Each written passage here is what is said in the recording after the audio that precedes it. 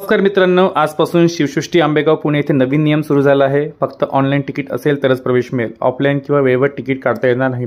त्यासाठीच मी हा व्हिडिओ बनवतो की ज्यांना तिकीट काढता येत नाही त्यांनी हा व्हिडिओ बघून त्यांनी तिकीट काढावी। तिकीट काढताना सर्वात प्रथम ही जी वेबसाईट मी नमूद करतोय ती ओपन करायची। त्यात तुम्हाला हा UI दिसेल। यात तुम्हाला तारीख आणि स्लॉट सिलेक्ट करता येईल।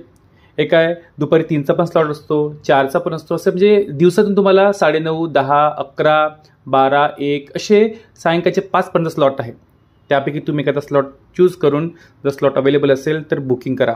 बुकिंग करताना या खालील गोष्टी मी तुम्हाला दाखवतो की जर तुम्ही एका व्यक्तीची बुकिंग करत असाल तर काय काय तुम्हाला बघावं लागेल। जसं मी बघतोय की सर्वप्रथम मी चेक केलं की शेवटची तारीख कोणती आहे। 15 जुलैपर्यंतच तिकीट यांनी स्लॉट अवेलेबल केलं आहे। 15 जुलैनंतर यांनी तारीख दिलेली नाही। बहुतेक ते तिकीट वाढवतील, सध्या ₹50 नंतर 600 करतील। आणि तिकीट बुक मी सर्वात चेक केलं की 15 जुलैची सायंकाळी 5ची तिकीट बुक काढून पाहावी। तर ते मी 5 सिलेक्ट केलं आणि बघतो काय की तिथे लिहिलं होतं की 5 वाजून ते 5 वाजून 10 मिनिटापर्यंत 10 मिनिटाच्या आत तुम्हाला प्रवेश करायचा आहे।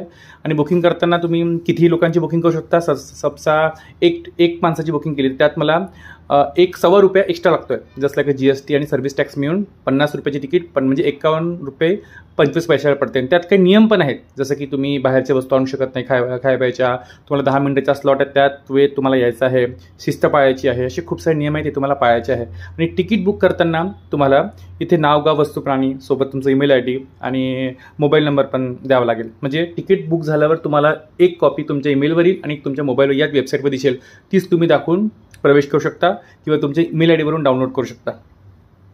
तर असा प्रकारचा हा व्हिडिओ आहे। आणखी काही तुम्हाला प्रॉब्लेम असतील किंवा डाऊट्स असतील तर तुम्ही नक्की या व्हिडिओमध्ये कमेंट करून विचारा, कारण हा किमान 4 तास लागतात। तर एक तर सकाळी जा किंवा शेवटी जा।